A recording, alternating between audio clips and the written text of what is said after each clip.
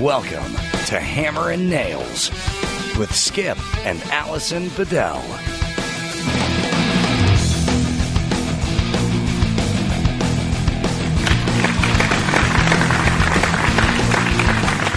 We are starting now, whether or not you like it. Whether I'm ready or not. Yes. I'm still looking at stuff here. Enough preparation. Welcome. Welcome to Hammer and Nails podcast. And here we are. Thanks for coming back, you guys. I'm Skip Bedell. I'm Allison Bedell. And we're Hammer and Nails podcast. And here we go. It's Tip Tuesday. It's Tip Tuesday. Tip Tuesday! Love Tip Tuesday. Me so many too. questions coming in, too. People got all kinds of questions, like all kinds of stuff. Yeah. You know, I was thinking that Tip Tuesday would be an awesome idea because there's a lot of questions that you always get anyway, and I figured to have like a podcast with a purpose might help get some new listeners, and we've been getting a lot of positive feedback on it. And I got a couple of really cool emails this morning, and then I got one this evening that I saw on the Hammer Nails Facebook page, and she's like, I'm not really that excited anymore because I don't really do anything DIY or home improvement. And you guys used to be like, I used to love all the funny stuff you guys used to do, and it's like, you just can't make everybody happy. Oh, we Can't. don't do funny stuff anymore? I don't know. I mean, maybe she's just not listening. I don't know. I mean, It can't all be farts and boobs all the time. I know. Well, It's- actually, it can.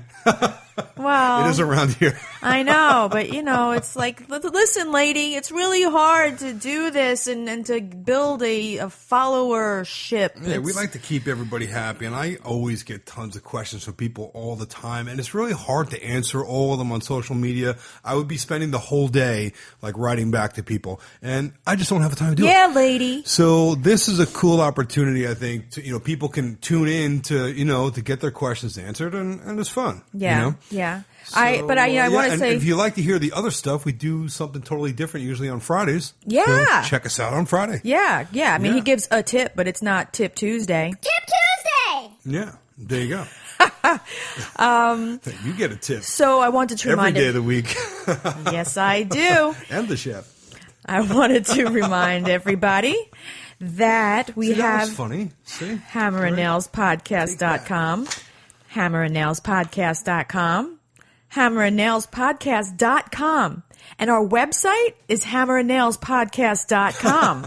And if you didn't know this, you can listen to the podcast on hammerandnailspodcast.com. But not only can you get the podcast and the episode summaries at hammerandnailspodcast.com, but you can also get the Amazon link, where if you go to shop at Amazon, we would really love it if you'd click on our banner on our website and save it as a bookmark on your internet browser, because every time you use that, it helps us out a lot. It goes towards the cost of the podcast. We really appreciate it because, as you guys know, we have no ads. We make no money on this podcast, but it does cost us a lot of money to keep it going, and we do it for you. Yeah, because we love all the people out there asking us questions, and we just enjoy love doing this. Yeah, we love interacting with you guys, and it's actually fun for us, and you guys are awesome, and you're the reason why we keep doing it, because we get such great feedback from everybody. Yeah. So as long as you're still digging it, we're going to keep doing it. Yeah. And there's been a lot of really generous people that have been awesome, showing us support, showing us love. We really appreciate it. And there is a PayPal button on our website as well. So if you guys wanted to contribute to the podcast to It's help like a us. PBS type of thing. Yeah, it's like it's like a subscription, like a paid subscription. If you choose to, it's like $2 a week, or you can give some love and give $10 a month. We appreciate it, and we put it towards the expenses of the podcast. It's funny. We were out to dinner a couple of nights ago with some friends, and we were telling them, they always ask, how's the podcast going? And we hear great things about it. Everybody loves it. And we're always seeing stuff online, blah, blah, blah. And they were like, well, the podcast is Right, I just the remembered. podcast is free, right? And I said, yeah, it's always been free, and we'll continue to keep it free, because a lot of podcasts charge, Right. a mandatory subscription fee, or else you can't get it. Or after like a certain amount of time, it becomes you have to pay to listen to older episodes. Right. So listen, it takes a lot of time, and it takes a lot of money to do these things. So they're like, well, how do you do that? And you know, the point is for us that we love doing it, and we make it an optional thing for people to help support us and, you know, and keep us, you know, to pay the bills to do this thing. So that's where you can see that PayPal, you know, which basically works out to be like, what, 50 cents an episode or $1 an episode or something. Something like that. So anyway, it was funny because the friends that we were out with, they're like, all right, so let me get this straight. So it's free, but people are actually paying to listen to it? And I'm like, yeah. And they're like, why? And I'm like, you see, no, but that's what's really cool about our listeners. They're really loyal. They're really dedicated. Mm-hmm. They obviously love what we're doing. You know, it's, I get people that write to me all the time. Dude, I listen to you in the car on the way to work or on the treadmill or like whatever, you know, whatever it is they're doing. Like they really look forward to hearing the episodes. And that makes me feel great. And they're happy to kick in a couple of bucks a week. They don't, it's not a lot it's at like they all. don't feel it, but it helps us keep the thing on the air. Yeah. And that's really all it is. We're not making any money doing this thing. It's like, you know, trust me, we're not in the black here. Yeah, absolutely We're not. deeply in the red. Deeply. And don't be fooled, people. You don't get paid well when you're on TV. Yeah, but you know what? I just, it reminded me, and I thought it was so cool. It kind of like I just had like this thought in my mind, like, you know what? You're right. Like people pay and they don't really have to. And that really That's very says generous. that says a lot. So we want to thank you guys. We love you, and we really appreciate your support. And you're the reason why we're going to keep on doing it as long as we can. So Skip and I just both recently discovered about each other that we enjoy. I found out you have a penis? No, I had one before I was with you. Remember? God we both come on, man. I was kidding around. We both discovered about each other that we both listen to the podcast. Like I listen to it when I'm at work. Yeah. And Skip just recently told me that he was listening to it. He listens while he's on the bike at the gym. Yeah, when I'm doing cardio, I listen to our podcast because it's a good way for me to measure out like an hour. Sometimes I'll do an hour and a half of cardio, which is a lot. And I fucking hate doing cardio. And it's the only thing that can keep me going. Because, you know, they got the TVs in the cardio room and everything. And it's like, all right, you know, you can watch whatever's on there, like Wheel of Fortune or whatever is going, you know, whatever it is, right? But it's like, I can't really get into watching the TV so much. And like when I listen to us, it's like I remember what we talked about. Yeah. And then I get a lot of good laughs out of it and stuff. I'm like, wow, that was actually It's pretty good. Yeah, I know. You know what? I'd pay you a couple bucks a week to listen to this thing. I think I'm going to sign up. Yeah, I'm going to subscribe. I got to tell you, from this nice past week, I'm just looking at you right now, because remember how, like, when we were first together, we would be talking, and I would just say to you, what? Like, because I was just... Get all googly-eyed? Yeah. I'm like right now, you look really fucking good. Really? Yeah, you got like a little color this weekend. I look like shit, No, really? You got some color this weekend from being outside. You look really fucking good. Really? Yeah, wow. And I'm like really super I just stoked might get some tonight. that I am like still so fucking attracted to you, even more so. That is so nice, wife. Thank you. I feel the same way every time I look at you. I'm like, wow, I'm doing that. You're nice. Yeah, Aww. that's my wife. Oh, how cool is that? That's nice. You always say nice things, especially when I'm at my fattest. You're not camera ready. So not camera ready. We're between seasons, between filming, doing things, but actually we're both like, well, you know, the summer's coming. Everybody's like shedding the winter weight and all that stuff, and you know, we always have to kind of be ready. It's funny with this business, right, where they call you to do stuff, and you know, all of a sudden, like, you'll get invited to go to some premiere or some red carpet thing, or like, you know, whatever. You're going to be some interview, or now like there's a bunch of shows that we're talking about, you know, starting up filming different shows other than Catch a Contractor, and it's like, oh man, I better shut my pie hole. Yeah, shut your cake hole. And then on Thursday, you and I are going to Design on a Dime, which is that charity benefit in the city where they have designers set up like rooms. They like make a room and they design it in their style and they sell their stuff, and it's to raise money for the homeless. Yeah. And so very cool event. We went to it 2 years ago. 2 years ago, and we had met, which now are friends of ours, George Oliphant from George to the Rescue on NBC. Very successful show for God knows how many seasons. He's still going was it Saturday morning or Sunday morning?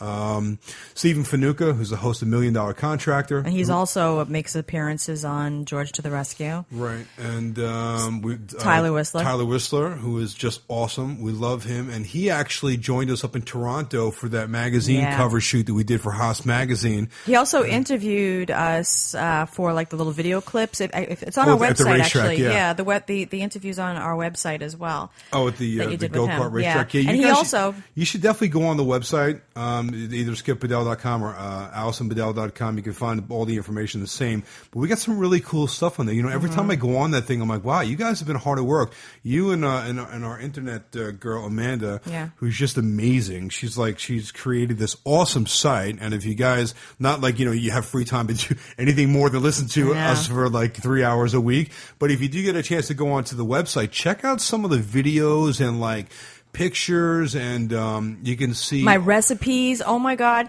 Today I was talking to my coworker who tried the Almond Joy cookies, that the recipe I put up.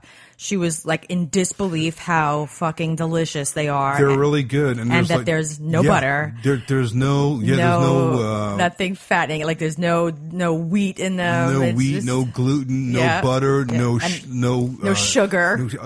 They're just ridiculously delicious. You would think that like you're going to gain 10 pounds by eating each cookie, and they're actually really healthy. Yeah, her kids loved them, and then they were all like eating. They all felt like they could eat more of them though because they weren't bad for you. That's what I'm always thinking. I'm like, I could just eat. I keep eating these things, and then like you realize, okay, well, even something that's actually good for you, if you eat like 30 cookies, you're gonna get fat. Yeah, that recipe's on there, and so is the meatloaf. She made the meatloaf as well. She said it was a Bedell Chef Bedell day they had this past weekend at their house. Yeah, so she said that they all loved the meatloaf as well. It's a Bedell loaf. Mm-hmm. It's a Bedell loaf. That loaf kicks ass, man. That is the best meatloaf I've ever had, and I am definitely a meatloaf fan. I'm a meat and potatoes type of guy. I love steak and I love burger. My favorite food on the whole planet, if I had to have a last meal, God forbid, it would be a fat, juicy cheeseburger with like everything on it. You know, like lettuce, and tomatoes, and onions, and and all kinds of anything you could pile on that thing would be on it. That's like my favorite food. So you make this meatloaf that is just out of this world, and I'm not really sure how you do it. And what's the website address? SkipBedell.com or AllisonBedell.com or SkipAndAllisonBedell.com or HammerandNailsPodcast.com. Oh, God. HammerandNailsPodcast.com. How many times are you going to say that? HammerandNailsPodcast.com. All right, you're starting to get annoying with that. You know shit. why? Because all of the freaking people who have not been able to find us after already having listened to us. Yeah, we get on Facebook. So where can we hear the podcast? Like, really? God. Dude, HammerandNailsPodcast.com. It's posted everywhere. I know. You can also listen to it on iTunes, which obviously you guys are listening to it right now, so you must have figured out how to do it. Well, no, also because it's on Facebook. You can listen to it on Facebook. You can click on it on Twitter also. Right. So you can listen right from there. You never used to be able to do that, but another awesome thing that Amanda is kicking ass, by the way, the Yeah. best website designer ever. She's just awesome. She's just putting it all over the place. She's like a mad scientist with Yeah. that stuff, right? Yeah. She's So if like you took really the- good with all the banners, and she has built us just such a cool site. Like every Yeah. time I go on it, I'm like, wow, this thing It's it changing gets a little better bit. every day. It's yeah, like we're so still cool. working on it, but yeah, we're working to make it better. But if you're listening to this right now from Twitter or Facebook, you can listen to us anytime you want by just going to HammerandNailsPodcast.com and listen to any of the episodes that are out there. Is Twitter pretty much just like all porn now? I get like pictures sent to me every day, like, naked chicks. I got this one today. It says, "Don't worry, guys, your wife will never know." And it's, Now I know. Yeah, now you know. It's a picture of this hot little chick, and she's got a little like a 800 number or whatever. It's like whatever. Did you call it? No, of course not. But I'm saying like it's like this is what you're getting like on Twitter. Like Twitter and they all have Instagram sites too. So like this is what they're doing, and like you can call and I guess chat with them, whatever, and whatever they charge you, or however it works. I don't know. Obviously, I never did it, but it's like I get more and more of these things every day, and they follow you, and like And they have like multiple Twitter pages as well. Well, that's the thing. It's all the same Yeah, person. it's the same pictures. Yeah. But like I'll get I'll get 30 tweets in one day from Yeah. a different name, a Yeah. different girl's name, but I go on the site and it's all the same pictures. Why do you click on any of this shit? Because to I begin go to with? see if that's what they're Why? doing. If it's a Who scam, cares? If it's a scam, like it's the same people, and then of course. Well, I what's the delete it. difference? What are you I'm looking just trying for? to let people know that this thing is going on out there. It's like it's kind of. What are you investigating? Why are you clicking on it if you know this I'm not happens? investigating anything. You know what you're going to find. Yeah, giant boobs. Exactly what I went to look for. What the hell do you think I'm going to find? Boobs and ass and everything else that women have. Between. Why are you looking at that? What are you looking at Because she's naked. Fuck, why else? Because I like her 30 alias names.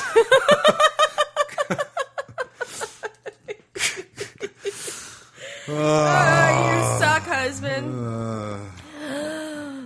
So anyway, we set up our gazebo outside this past weekend. We got the curtains back up on it. We got the love seat and the chairs put out with the cushions on them, and we did this really cool project.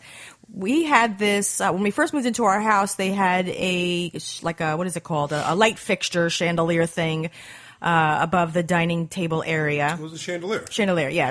It's got 5 bulbs with these 5 half globe glass things. Yeah, and like frosted glass, Yeah. like whatever. Yeah, it looked like a tulip kind of thing that Yeah. goes around it. So With we've like a had wrought this. iron type of chandelier. Yeah. Right? So we Yeah. immediately though bought a new light fixture, which by the way I hung. I did everything by myself, the electrical You did. and everything. You built the whole light. It comes. You have to assemble the light. You took the old one down. You wired it up to the box in the ceiling. I'm like, yeah, man, that's Uh-huh. Yeah. my wife. Yeah, I did everything. Sexy, and she can build shit. Love it. Yeah. So I did that when we first moved in. So we've had this other light fixture, but this other one has been in our shed for years. So I was going to throw it out a couple of weeks ago, and I was halfway to the dumpster in our driveway when I said to myself, you know what, maybe I can make something out of this, and walked back with it. I was thinking maybe I would get rid of the electrical part in it and put candles in it or something. So then we were putting together the gazebo, and then Skip also had the same idea. Oh, can I just be, you know what, before, I mean to interrupt you, but I just wanted to say, put a link on our site for those candles that we have that are like those live flickering candles that Yeah. have the remote control and everything. Yeah. Those things are so cool. And actually, those would be really great to use for a chandelier like that. Yeah. Because a chandelier is up high, it's kind of out of reach, right? But Yeah. if you wanted to convert your chandelier fixture like what we're talking about and put All like. right, well, write down a note then. Yeah, put Write actual down on candles a on it. note and don't press down too hard on the pen, or else you're going to dent the table like you did last Really? time. Are we going to do this again? You guys listen to the last podcast? Make sure you press really hard with that ballpoint pen. Yeah, you almost got a doodle scribbled on your forehead last couple days ago. Anyway, so we took this chandelier, we took the glass off of it, unscrewed it, and he hung the chandelier in a bush and gave me, not my bush, a bush in the backyard. You don't have a I have bush. no bush. And we used the oil rub bronze spray paint. Yeah. And I spray painted the whole thing. And then I went out and bought bulbs, light bulbs that look like the candle looking bulb.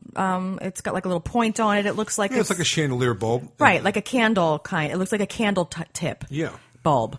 And so we put that in this thing, and then he put a dimmer switch on it and wired it into the gazebo. It looks amazing. It looks like an outdoor living room. It's so Fancied beautiful. up the whole place, It's right? really fucking nice. It looks even better than all that. And we went to Home Depot, and they have these cushions that you can buy for your outdoor dining. They're like replacement set, or cushions. outdoor, So if you have conversation outdoor furniture, furniture. it tends to get kind of, after a couple of seasons, it gets a little worn out and beat up Yeah. looking. So I think ours is 6 years old now, and we are very, very meticulous about making sure that we close up the gazebo when we zip it closed, and we everything's put keep away for the winter. Yeah, we don't leave it out but in the still, sun. we use it a lot, so the Yeah, stuff so it gets gets- it gets beat up. like an ass dent in it.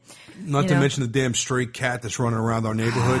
Every once in a while, I go out on the inside this outdoor room that we have, this gazebo. They sit on and the cushion. You can see right where somebody's been laying Dirty. on the couch. I'm like, look at this shit, man. Yeah, fucking cat. You visited the spa. We Yeah. got the fire pit, the waterfall with the koi and everything, right? He's like chilling out. Get the bar with the flat screen, like the cat's just chilling, right? Like we'll be away somewhere I know. doing something. The cat's hanging out every night, calling over all his cat friends. Yeah, so we would having find little cat dirty parties. cushions. So I was taking them off and I was washing them, but some of these stains just would not come out. So we bought new cushions.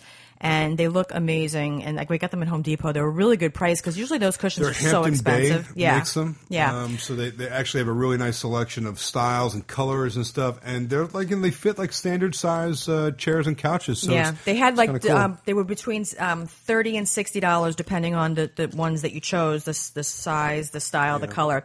But what was cool about it though was I took the old cushions. This is important, peeps. So listen to this. You keep your old cushions. We almost threw them away because I didn't think of it right away. But the batting and the foam inside of these cushions is really expensive. That's like the most expensive part of it. You go to like get batting to fluff things up, and it's a lot of money. And you usually need to re-fluff things up every year because as you sit on it, it gets flatter. So I took out you the get batting fluffed every now and then. Yeah, you need a fluffer. So I got a fluffer. I'm your fluffer. I got a built-in fluffer right here. So you take the batting out of the old cushions and put it into the new ones to, just like every year put some more in there to fluff it and keep it like looking new and full and it feels better too when you put your ass on it so you don't sink down to the bottom. Yeah, and then the other thing that we do is we have the company side and then our side. Yeah. So the company side stays down, right? And then you when flip it over, Yeah, when like- you're having some company over, you flip the cushion over. That's like And the it's the fresh side, it's like darker and brand new looking. That's the fresh side. Yeah, so we got the us side and the company side. So when people come over, we flip our cushions. Quick, flip them. Oh, it looks like this all the time.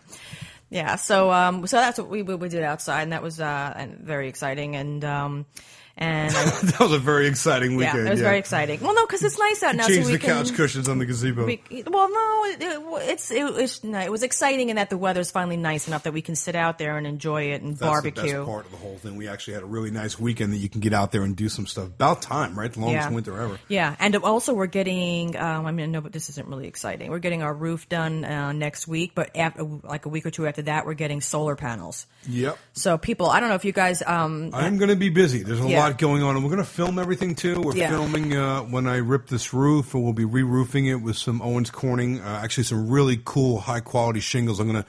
Well, you guys can check out the video on YouTube, and we'll probably post it up on the social media and stuff. And then shortly after that, once we do the roof, I think a couple weeks, like 2 weeks later, we got a company coming in that's going to just panel the whole thing up with solar panels. So listen to this, peeps. If you're considering getting solar panels, usually what they offer you is that you can not all companies, depending, you can finance it and then pay off the bill through your electric company. If your area, if you can do that, it's so worth. Don't lease them. Buy them and then finance it, and then it gets paid off through your electric bill. And because you're getting the energy from the panels, your bill is lower anyway. So as you're paying them off, your bill is lower and you're paying them off. You don't feel it. There's no out-of-pocket expense. That's how we did it.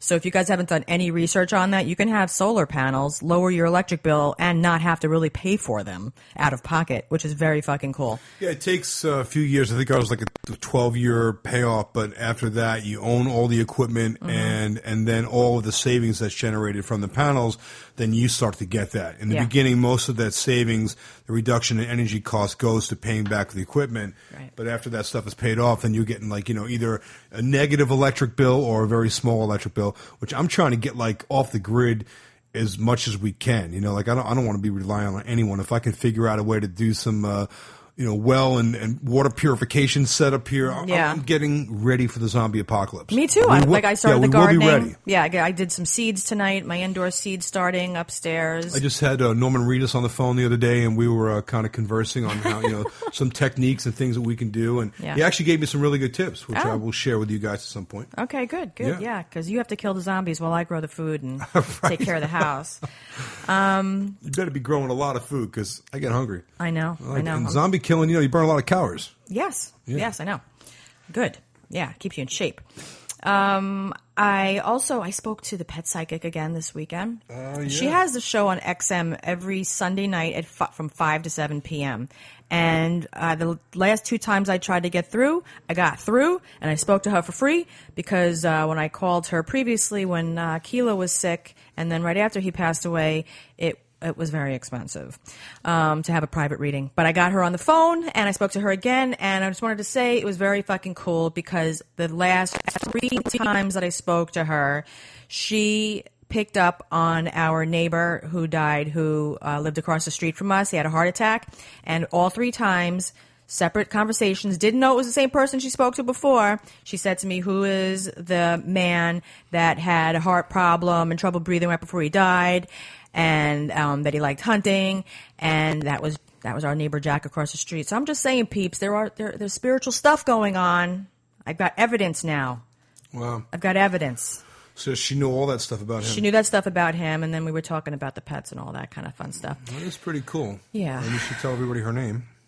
Sonia Fitzpatrick. That might help. The name of her show on XM is called Animal Intuition. She also has a website. If you look her up on Google, I've spoken to her a total of 4 times now. Wow. She knows her shit. She's on the money. So I also, today again, it's Tip Tuesday. It's Tip Tuesday. Tip Tuesday! And I also wanted to offer a tip because we've been doing primarily DIY or home improvement. And so I wanted to offer the ladies a tip. Ooh. Yeah. I think I have a story that I'm going to precede. Does this tip involve batteries? No. No. So I'm going to precede my tip with a short story about something that I had experienced probably about 20 years ago. I always was unhappy with my teeny tiny little lips, and I always wished that they were bigger. So in my 20s, they started coming out with these like lip glosses that are supposed to make your lips plump up. They never really worked. You put it on, it feels like a little tingle, but it never really made a difference. And so I would always try to use lip liner to make my lips look bigger, and that it's just you can only do so much. So at some point, I tried putting that stuff on my junk one time to see if it would plump up too, and it really didn't do anything. It tingled a little bit, but it made it kind of shiny though. It had a little glitter in it. Oh, that's nice. Yeah. A little shimmer in the light. Yummy. Yeah, if you got the right light, it would kind of shine a little bit, but it didn't really plump it up very much. You got fancy princess dick. Yeah. It was like my Little Pony dick. Sprout a little pair of pink wings out the back of it, But it didn't really plump it up. I was a little disappointed. Okay, so anyway, I was walking through a mall one day, and I was walking past a hair salon, and I saw that they had advertised permanent makeup, and I was like, "What's that about?"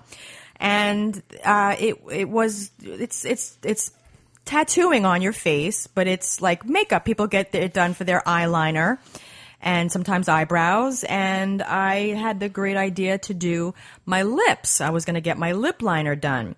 So that way I figured even if I didn't have makeup on, my lips would look bigger because I would have a lip liner on that blended, made my lips look bigger on my face.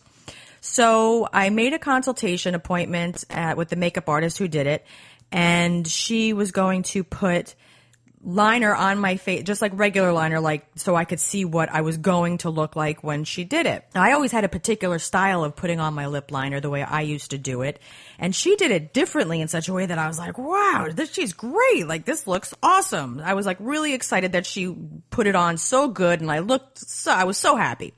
So I was like, I'll do it. I'm going to get it done. Oh, boy. I got a feeling I know where the story's going. So I had to make an appointment to come back to get the permanent makeup done.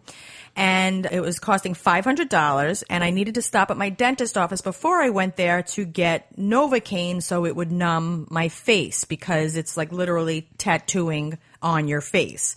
So I on the day of my appointment, I went to my dentist. I paid $50. They injected me with Novocaine all up in my face, all up in my gums, So my whole face was numb.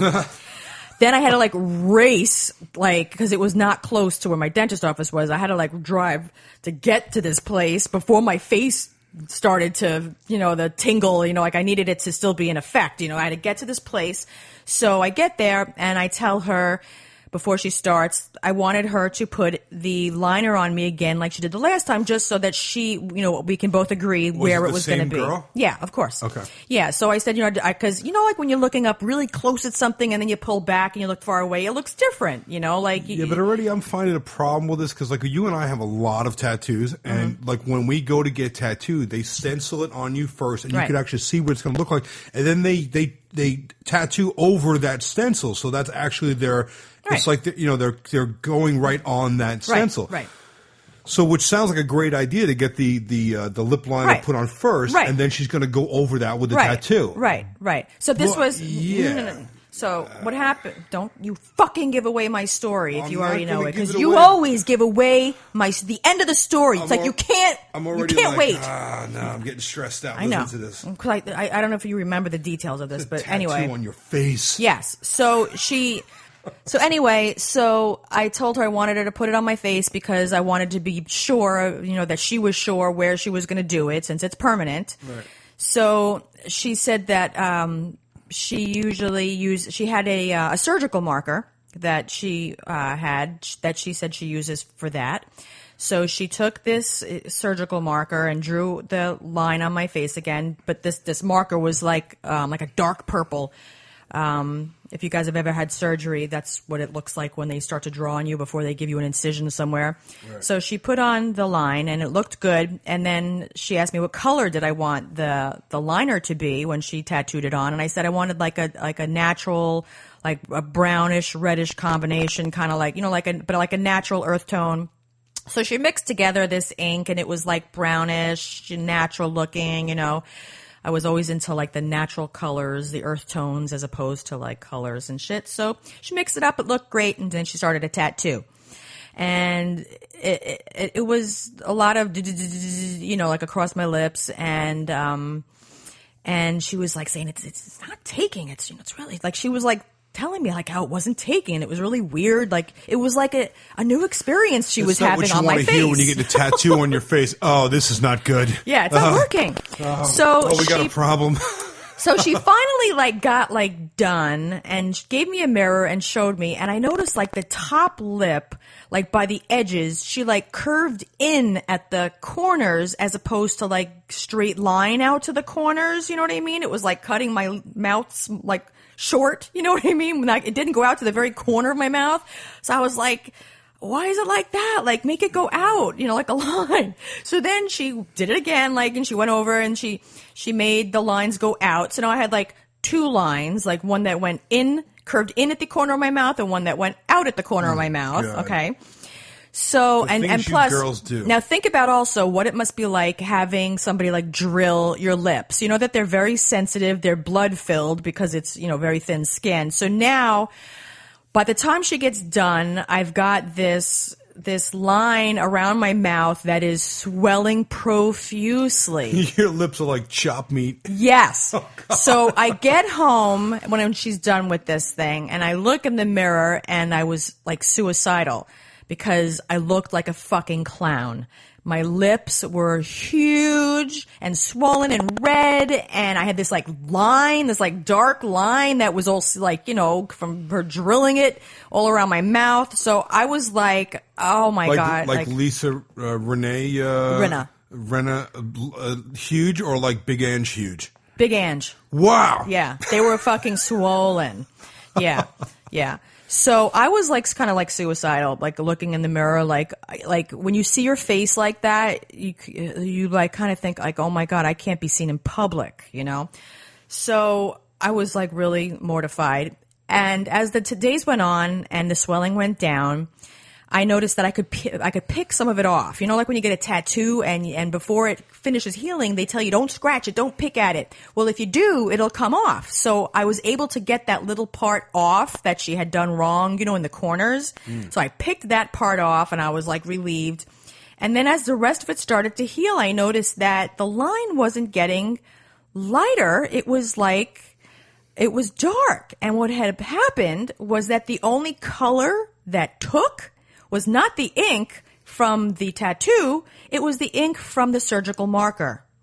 So now, Which was what color? dark purple. Oh, God. So now I had a dark purple great. line around my mouth from this cosmetic tattooing that I had done. And it was all wrong. It was a fucking mess. So when I have no makeup on, I would have this dark purple line around my mouth. That's great. So what's the tip? So I had to wear dark lip liner for a while, just to cover that up, because if I put a lighter lip liner over it, you could still tell there's a dark line underneath it. So my tip my tip is that if you guys are going to do something like that, because there's a lot of things that are offered right now to ladies for either permanent makeup, and there's this new thing called microblading, and a lot of people get their eyebrows tattooed, which, by the way, I also had done about 5 years ago. I think I had my eyebrows tattooed, and that was another horror story. You'd think I would have learned my lesson the first time, but I didn't. So what I'm going to say is don't do it. And if you insist on doing it, do your research, because there's always somebody who you will want to talk to who's had it done from somebody already. Like, don't be the only person that you know who's had something done from that person, just like any tattoo artist, really. There's a huge risk that you're taking and fucking your face up permanently. What I ended up having done about probably maybe 6 years after that, I had laser tattoo removal, which miraculously removed the entire tattoo around my mouth in one session. But it was extremely, extremely, extremely painful. It felt like somebody taking a rubber band and pulling it back and snapping it at your face. With a paper clip on it. Yes, it was so painful. All right. Yeah, so there's this new thing called microblading now, ladies. It's like a tattoo eyebrow hairs almost onto your eyebrows, but it only lasts about a year.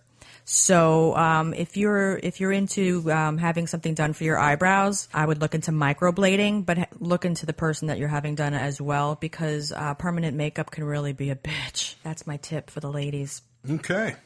So, well, thanks so much for that. Yeah, I'm so happy that I'm a man. Yeah. I don't have to deal with any of that shit. Yeah. Or periods. Neither do I.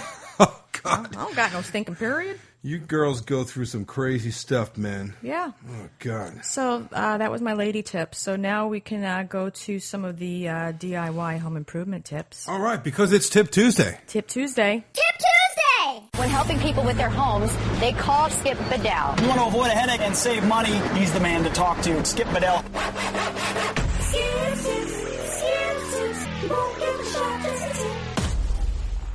How do I fix a faucet? How do you fix a faucet? What's wrong with the faucet? Somebody said that their faucet drips constantly. How do I fix this so I stop wasting the water? second part of that would be helpful. Sorry. Okay.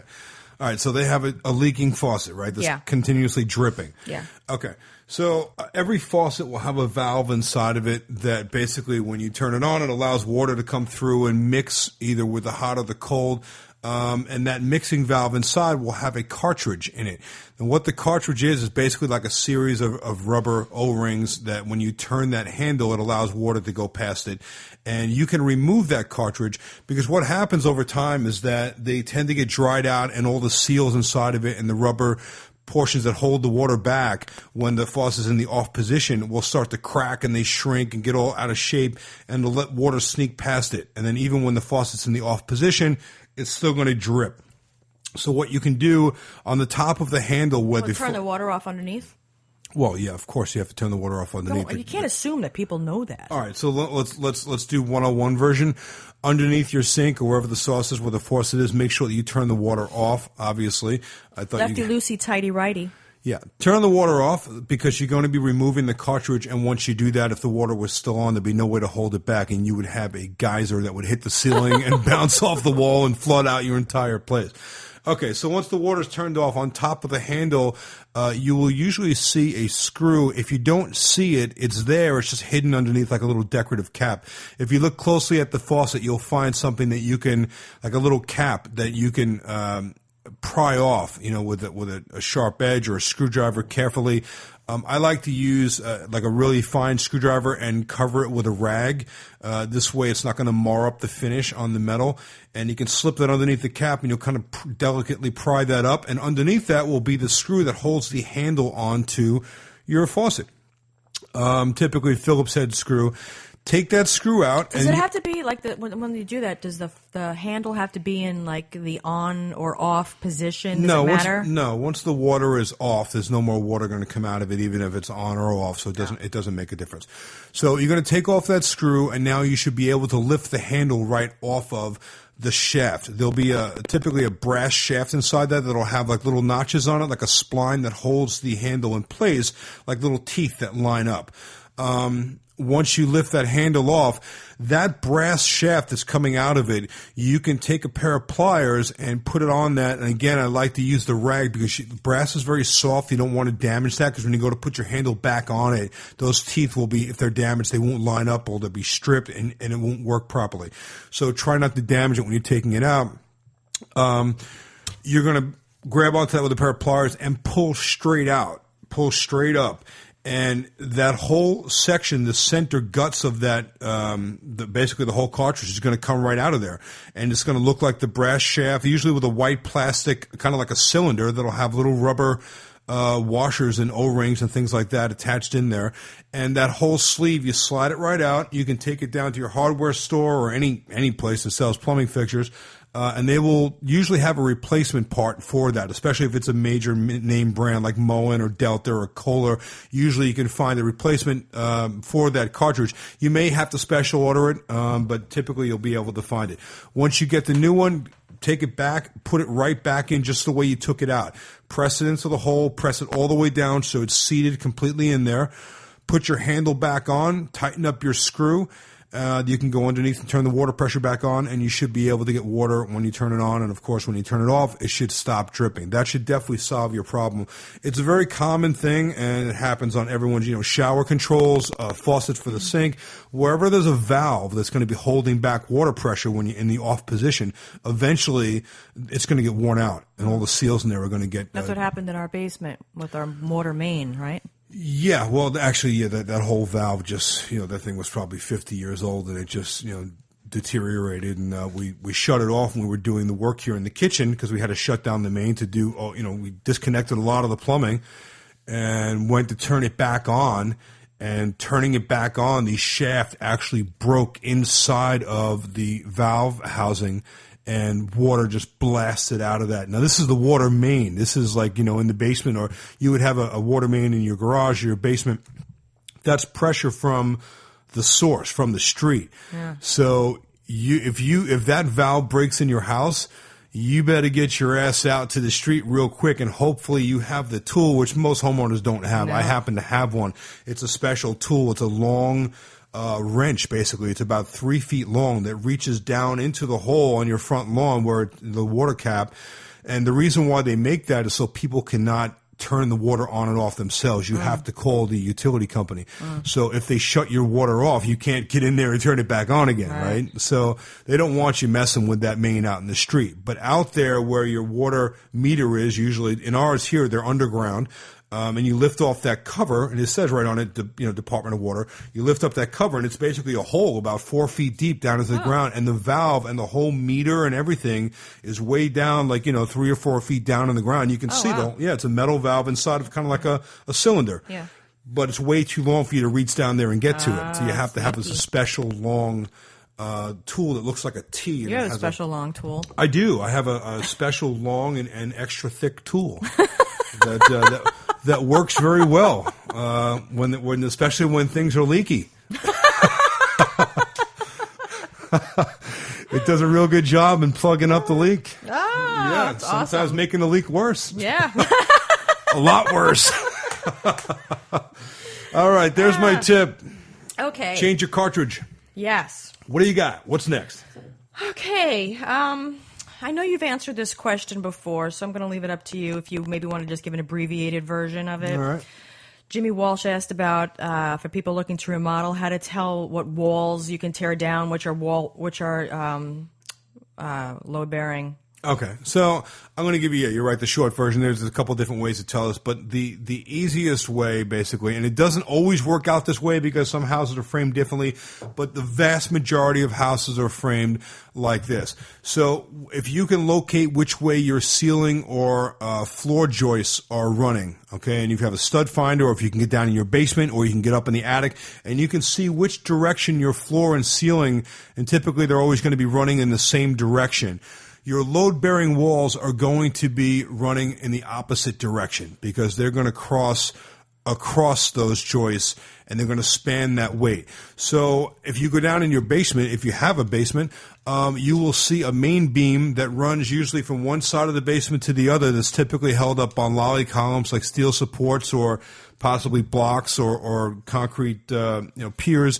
But that long main girder is going to run from one side of the house to the other, and your floor joist will run opposite, perpendicular, riding across that. And usually that girder is right through the middle of the house. That is, the point to where the joists sister and meet up in the middle. So that all your load-bearing walls should be running parallel to that girder.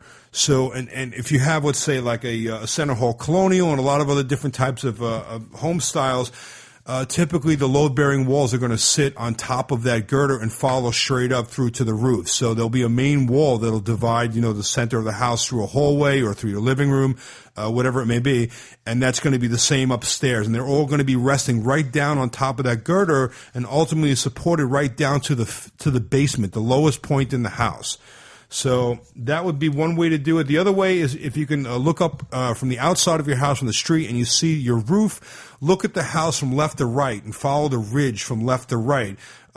The load-bearing walls are typically going to be running opposite to, are going to be running parallel to that because all your joists are going to be running opposite to the ridge. So if the ridge is running from left to right, your joists are running from the front to the back of the house. All of your load-bearing walls, for the most part, obviously, if you open up your walls, you may find some other load-bearing walls in there, but typically that's the way it works, and that would be the easiest way to check. Okay. Ted Schneider wants to know, what is the best cordless tools and drill, most battery life and most powerful? Okay. Do you have a preference? I do.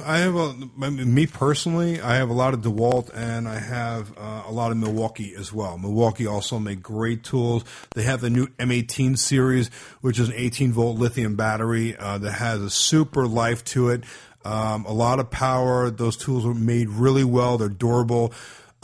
Professional grade tools are worth spending the extra money on because they're made to take a beating. They're made to be used every day and work hard and fall off a ladder and get dropped out of the truck and still keep on going. DeWalt also is another favorite of mine. I like their 20-volt lithium set. They're very lightweight. They all come with lights on them. Most of the tools come with work lights now built into them also. There are affordable sets that come with a drill and impact driver together, and then you can get extensions of that set that all work on the same battery. Same thing with Milwaukee. Most of them have a universal battery design that all the batteries are interchangeable on all of their tools, and a lot of them have like 100+ different tools that work on that same battery. So once you invest in that line of tools, you can just keep adding to it and use the same battery. So I would check into either one of those brands. They're both great brands. They both come with lifetime warranties, and they're very high quality. Very cool. There you go. Okay.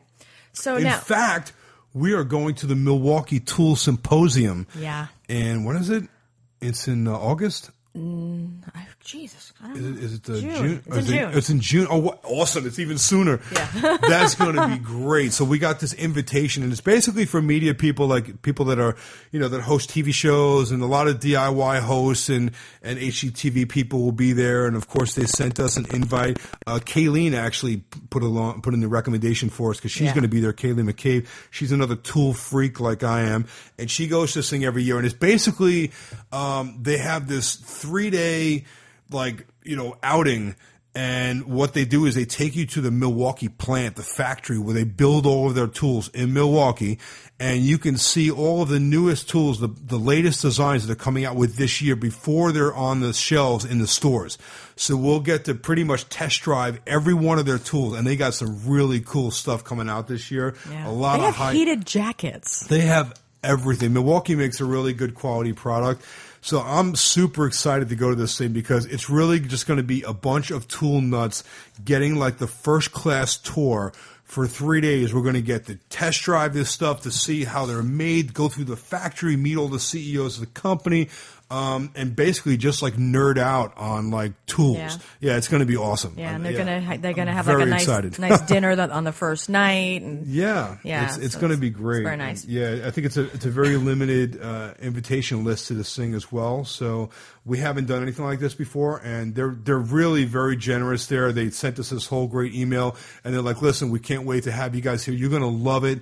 We're going to fly you out here round trip. Put you up in a great place, all meals, everything." Nice. And I said, "Well, listen, my wife will be coming with me as well." No problem. She's coming too, and we'll fly her out here too. I want to get the contractor too. You guys are coming out here for 3 days, and you're going to have the best time and just play with every tool that we got. And I'm like, done. Love Milwaukee. I'm in. Check that off on the calendar. Yeah. I cannot wait And for that. coincidentally, we were already there in January for that home show. Yeah. So that's going to be great. But it'll be warmer. So listen to this. The next question is from somebody whose name that you thoroughly enjoyed the last time I mentioned it when we were talking about the PayPal subscription. Oh, who's that? It's Jamie Jeff Ritchie. Jamie Jeff Ritchie. Okay, so now what? I looked on I love his name. Okay, well, I looked on the page. Yeah. I looked on the page, and it turns out that I think it's a husband and wife team sharing a Facebook page. Oh. I think it means it's Jamie and Jeff. Oh, man, the all last this- name is Ritchie. Oh, all this time I thought it was like Billy Bob. I'm like, damn, I want three names. Jamie Jeff Ritchie. Yeah, because I looked on their page. It looks like, from what I could tell on their page, that they've been together like over 20 years. Wow. But they both look very young, and they have a daughter who is over 20, I think. Wow. So it looked like they were all siblings in the picture together, and so I had to keep scrolling down, and it turns out that the guy and this other one, I couldn't tell which one was the mother and which was the daughter, but I eventually could figure it out. Yeah. But they look very young, so the guy is Jeff, his wife is Jamie, Man. and their last name is Ritchie. You know what? I'm just going to keep saying Jamie Jeff Ritchie. Because it just kind of rolls off the tongue, and I like the way it sounds. Yeah. I just wanted to straighten that out. He said that, or maybe she said, wanting to add a little character to this boring little lake house. Was thinking of putting cedar shingles on the peaks of the home. Can I put that right on top of the siding that's already there with some type of liners, or do we need to remove the current siding before adding the little touches of cedar shingles? So they got a picture of what's going on there? Let me see what the house looks like. Yeah. Ah, okay. Nice little, this is a lake house, you said? Yeah. Nice little house. All right, so the siding that you have on that house is board and batten style siding. It's been around for a long time, and it's a great way to side a house, kind of craftsman looking. And above that, up inside, what it looks like up inside the gable there, it looks like you got some clapboard that's running horizontal, and the board and batten, ends right at the bottom of that clapboard. Which, of course, is the vertical portion of the siding. So, from what you're telling me, I think you want to put some cedar shake up on that, up over that clapboard. So, what you can do, the clapboard basically will angle back in. One board tucks underneath the next, so you can fur that out.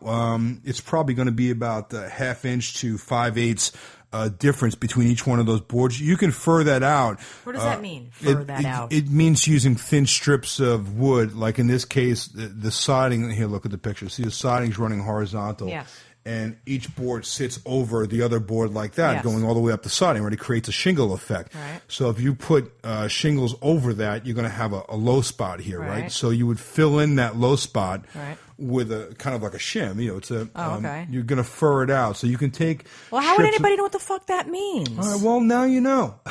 Don't talk like people don't know. I'm thinking Jamie Jeff Ritchie knows. No. All right, don't use that terminology. The answer is you can do that. You can definitely put some cedar shake, and you can go right over the siding that you have there. So let me just take a quick look at this again here. Yeah, so the cedar shake comes in different sizes, depending upon how much of an overlap you want to put on that. And it looks to be that you've probably got about 10 inches or so on each one of those boards, the horizontal boards of your siding. So you can pick up cedar shake that'll work out well on that and give you a couple of nice courses all the way up, stagger it from one side to the other. And there's actually some great videos. I mean, I can get into telling you how to do cedar shake, but actually be easier for you to watch how to do it. So you can check out online, find yourself a video on how to install cedar shake siding, and you'll see it's actually pretty easy once you get the first level course and you kind of work up from that. But yeah, you can go right over what you got there, and that's going to add a nice look to it. I think that's going to be great. They also make siding that actually is scalloped, and the bottom of the shingles are rounded, and that might look nice on that too. Rather than putting squared shingles on that, you might want to look into the scallop shingles. We have that on our house, actually. Our house is vinyl sodded, but up inside the gable ends where the eaves are, we have the white scallops that are up. We have horizontal, a Dutch lap style of siding, which is basically an older type of lap siding, similar to what you have, only has a bevel on it. And above that, up inside of our gable eaves, we have what you're talking about doing, but they're scalloped, they're rounded, and it's a really nice look, actually. So look into those too, Jamie J. Ritchie. Love you guys, man. You guys are awesome. I love you even more now that I know there's two of you. Yeah. But I'm going to keep calling you Jamie J. Ritchie. And they're showing us love on the PayPal. They are definitely showing us love. That's right. Thank you guys so much for subscribing. See? Yeah. I knew I'd love them. Yep. Thanks, guys. Yeah. We really do appreciate the support, and hopefully the tip helps you out. And if you have any more questions about that and you want to direct message me, I can spend a little more time on it with you. Okay. All right. Michelle Mertz, who we love. Her. And Curtis. And Curtis. They got the fifth wheel, a big old camper, man. That thing is awesome. Yeah, that he almost hit the house with this past week. That mobile RV trailer that they got, that thing is badass. I want to get one of those so bad. I know. One of these days when we retire, we're going to tour around the country in something like that. And Yeah. we're just going to go everywhere. Yeah. Yeah. Yeah. We could take the cats and the dogs. Put the Harley in the trailer in the back. Yeah. And just go. Yeah. Yep. So she asked, is there something that either of us did in the beginning of our relationship that we thought was really cute and endearing, but now we no longer think that? She said Curtis used to tell her that he thought it was cute when she deconstructed and reconstructed her food when they were at a restaurant. Now it bugs the shit out of him. Oh, she got to manipulate all the pile of food on the plate? Yeah. Okay. So is there something that I do?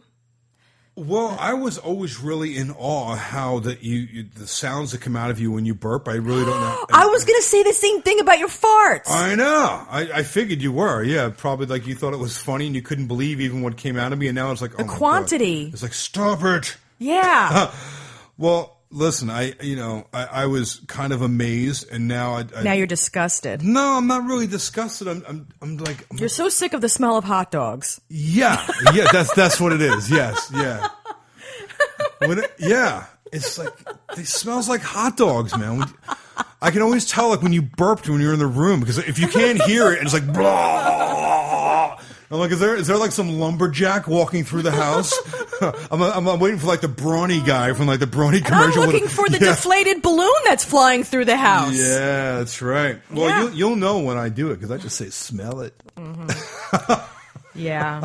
You guys know about that from earlier podcasts. Yeah. I think also #, smell it. I think one more thing that I think I had mentioned in a previous, actually I think it was the last episode, that you used to like, you were always so cute, like you tried to give me nice little massages, you were always very like, rub me, but in the beginning it was like really cute, but I was like afraid to tell you that you did a shitty job because like you were way too forceful, right, and it hurt. And now you just like, stop, ow, now I let you stop. Get off me. Feel good. I'm like, all right, I was trying to rub your back, bitch. Rub your own back then, goddammit. Go ahead, give yourself a reach around. See how that works out for you. Oh, sorry, my love. No. Okay. You used to like it how long I used to take when I used to, go down south and do that whole thing down there. Mm-hmm. Now it's like, are you taking too long? All right, it's like, all right, stop. Oh, that's not your fault. No. Sometimes I just get desensitized. Yeah, you just get distracted. Yeah. Yeah. Yeah. Be down there for like an hour and a half. But you're a good sport. Yeah, man. Oh, I'll just keep going. Yep. Yeah. You're good like that. I do not give up until mission accomplished. Yeah, you're good like that. Yeah. I'm very, Very lucky. I get the job done. Yeah, I dated a guy when I was 21 who did not eat pussy. Really? Yep, would not do it. Wow. Yep. That to me is amazing. Yeah. Yeah. Yep. Because that is actually one of my favorite things to do. I know. Yeah. I was like really like. No, I mean like favorite of all things. Like I'm not just talking about like sex thing. I'm like everything there is to do. Like there is to do. I am so lucky. It's probably very close to the Milwaukee Tool Symposium, but it's even above that. Wow. So now you know I really like to eat pussy. Oh, I'm so lucky. You're a good Especially husband. yours. You're a good husband. Oh, better. Only mine. Especially yours. Yeah. Did you ever do that to anybody more than you do it to me? No.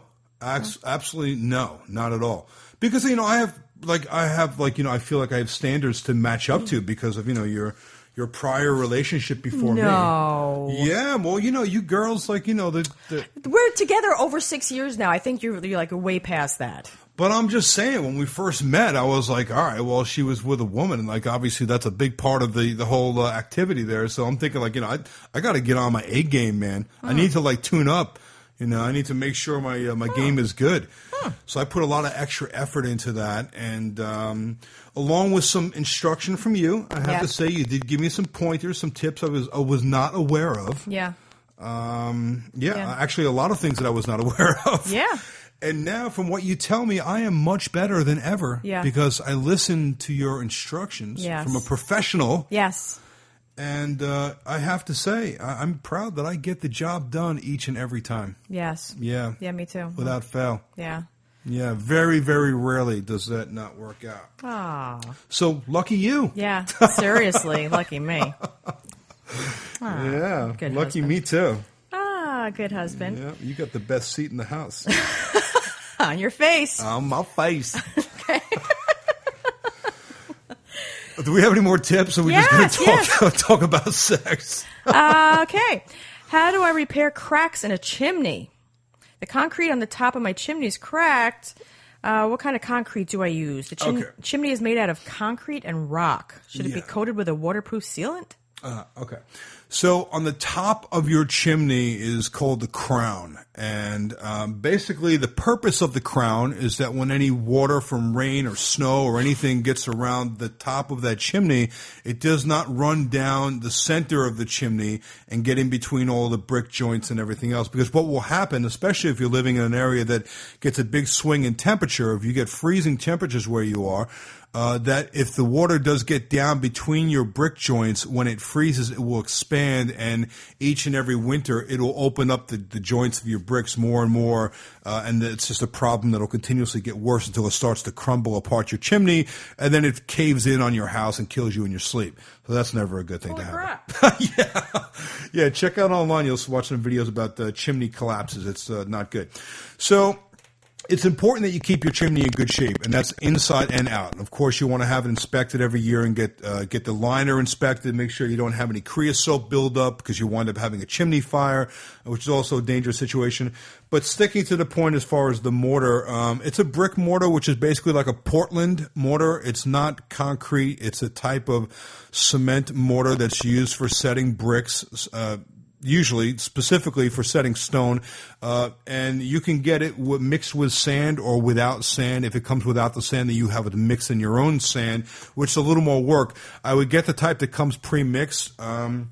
And really, if you're handy doing this stuff and you want to get up on your roof and you want to do all this, it's something that you can do. We do them pretty regularly as far as when we redo roofs. We will also get up and do the chimneys as well at the same time because that is part of the waterproofing on your house.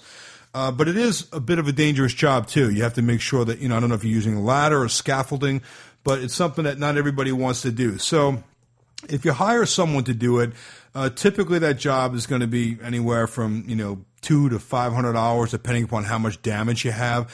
And they will come and they'll break out all of the old mortar, and they'll make a new crown. And it's basically like a rounded top on top of your chimney. So the water runs down off to the sides and down the brick rather than down through the middle. definitely make sure you get that repaired.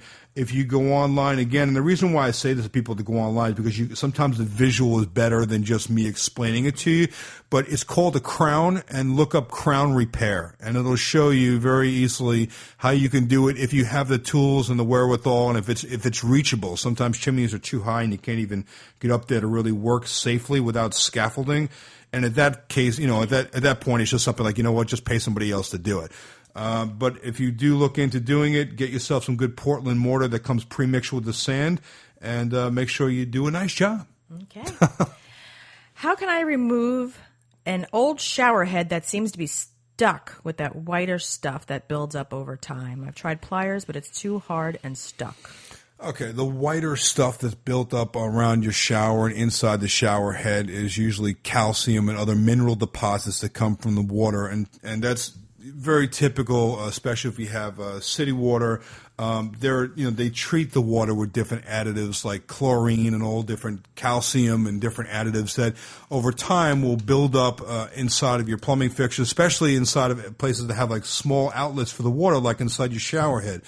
So they want to remove the head off the... Can't get it off. Can't get it off. Okay. Well... there's a couple of different things you can do. I mean, I would put a good set of plumber's pliers on it, a long set of channel locks, and a good pair of pliers. You should be able to get that off. I don't know what kind of tool you're using. We have larger pair of pliers that basically give you more leverage. If you're just using a very small pair of pliers, you might not be able to get it around the pipe well enough to get a good grip on it. The other thing you can do is heat it up. That typically works pretty well if you have access to some sort of either small torch, or perhaps even you can use like a barbecue type of lighter. But if you heat up that joint around the outside of where where the head actually screws onto the shower neck, that will expand and it'll loosen up, and it'll also kind of break down some of those mineral deposits. And you should be able to spin that thing right off. Can you put like oil or something in it, or? Well, it's no, because it's sealed up. Like nothing can get in there. That's the reason why it's all crusted. But CLR, that shit that didn't work to take off the lime. Yeah, the problem is it's probably not going to get. It's the threads inside got probably got all of that. So when they take that off, it's going to be all around the threads. And I would just try to get the largest pair of pliers you can get on it. And if that doesn't work, you may want to try heating it up. Okay, you're awesome. Can we paint our vinyl siding a darker color? Yes, you can. Actually, there's a lot of new improvements coming out right now with exterior paints. Two of the premium brands out there that are my favorite brands of paint, both Benjamin Moore and Sherwin-Williams, both make a paint that's specifically designed for painting vinyl siding. Now, up until just recently, and I'm talking about just the last couple of years, the painting industry only offered really lighter colors for vinyl siding. And the reason for that is that vinyl siding expands and contracts tremendously when it gets hot and cold. So it creates a lot of stress on whatever's on that siding. And it used to be that if you painted a dark color over vinyl siding, it would get so hot that it would cause the siding to expand, and it would crack the paint and buckle it and bow it and the whole thing from the stress. So now both Benjamin Moore and Sherwin-Williams each came out with their own brand, their own line of paint, rather. And Benjamin Moore has a line called the Regal Select. It's an exterior paint. It's called Revive.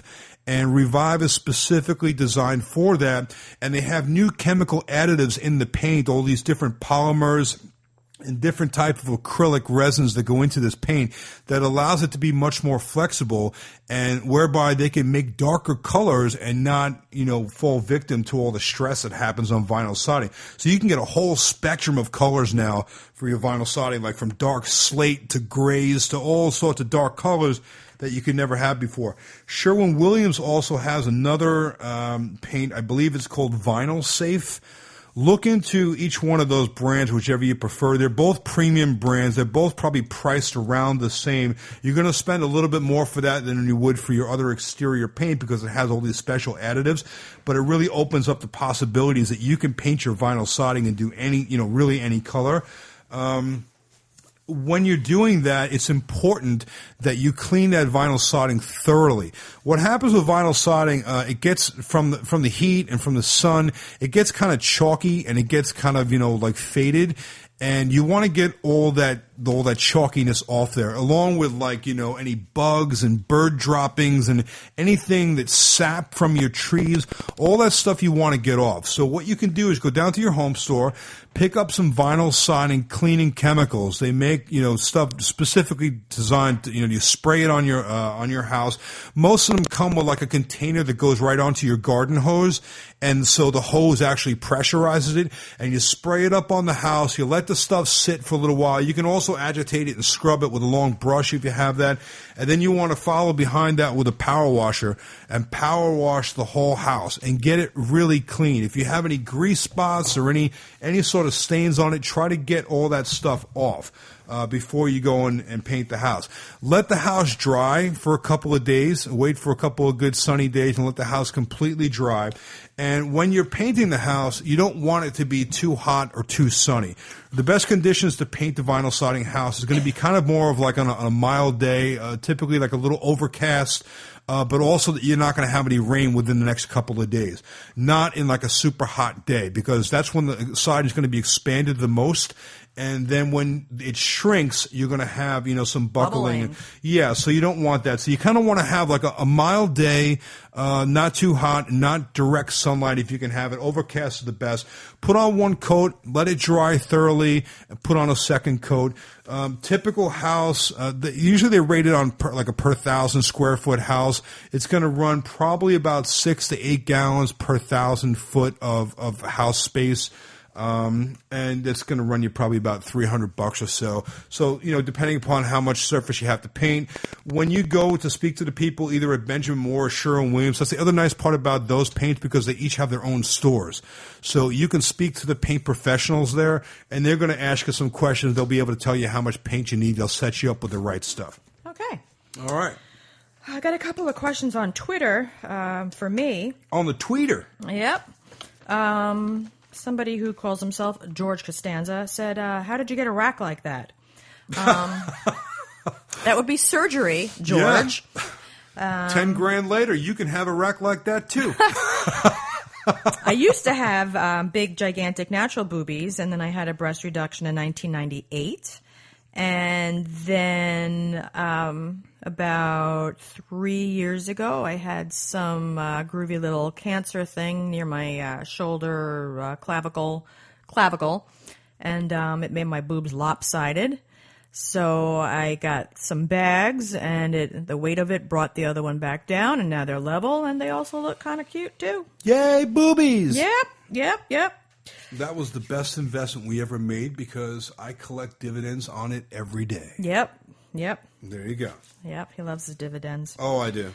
Yes, I do. You know what's awesome about them is they're just they're big, but they're very perky. Like you don't even really need to put a bra on. No, it's because of the breast reduction, because the breast reduction is also the same procedure as a breast lift, but plus they take out some extra meat. And I had more than enough to get rid of at the time, because they were just getting bigger and bigger and bigger in my 20s. Every year they would get bigger, and it was just, I was having back problems, and they were just they weren't pretty boobies. Yeah, well, they're very pretty now, I can tell you. Yeah. Thand you. I will tell you firsthand that they are A+ quality. Mm-hmm. So Jimmy Slims asked, why not just the tip Tuesday? Why not just the tip? Because we've got you won't get the shaft, just a tip. Yeah. Yeah, you're right. Well, I guess it kind of could be just a tip. How about just for this week, we call it Just a Tip Tuesday, just for you, Jimmy Slims. Just a Tip Tuesday. Is there any reason why they call you Jimmy Slims, Jimmy? Oh, good question. Okay. Yeah. Here's my question for you. Okay, the next question is on Twitter. I gotta know. Okay, well, that's his Twitter name. Right. On Twitter, Linda Brandmeier asked, she wants to know what kind and color of lipstick that I wear. She doesn't care about what color you wear. She just wants to know about the ones that I wear. Yeah, mine would be chapstick. Okay, so now I've been wearing this one product for years and years and years. It's by Max Factor. It's the kind where you've got on the two different colors. On one side is the one that is the long-lasting, that is like a matte type of a finish, and then the other side is like a gloss that you put over it. It's like a frosty type top that you put on it. They don't sell it in the U.S. anymore. And so when they started to not sell it so much, I made it my mission to find every last one that I could in any store or online, and I bought like 40 of them at once. That was probably, I don't know, about 10 years ago, maybe, and I still have many of them left. I use them sparingly. But the one that I use from Max Factor is number 740. On one side, and it's number 80 on the other side. I'm not really sure which one you would, I don't know. So, but you'll find it on eBay probably, or actually I think I've seen it on some other makeup websites too, because they sell it in Europe still. When I'm not using that, there's a few other things that I use. I'm not sure really which picture that you're looking at, but one of the ones I use frequently is by Kat Von D. You can get that in Sephora. The name of the color is Lolita. That's a really nice color. I only use the kinds of colors that are long-lasting, like they're supposed to last like 6 to 18 hours, because I don't really reapply. I put it on once in the morning, and I'm pretty good for the whole day. I think that Kat Von D chick, she's pretty cool. Yeah. Does some good tattoos, too. Yes. Out of the, she has a really good makeup line, by the LA way, Sephora. Inc. there, right? Yeah, she has some really amazing products in Sephora. Her makeup line is really, really good. All right. The other lipstick that I use is by Stila, S-T-I-L-A. You can also get that in Sephora. The name is Patina. The color is Patina, number 3. And lastly, I use a lipstick pencil, which is by NARS, N-A-R-S, and the color name is Bansar, B-A-N-S-A-R. They're all kind of in the same color family, depending on what I'm wearing. You got a lot of stuff. I am a makeup addict. You have actually like tool bags, like I have for my hand tools.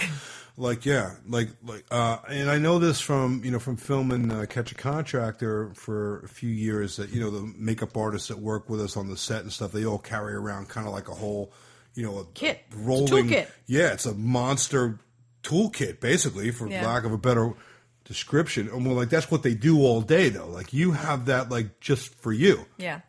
Yeah. You have an awesome collection of makeup. I don't know anything about makeup, but you have a ton of it. Thank you for asking.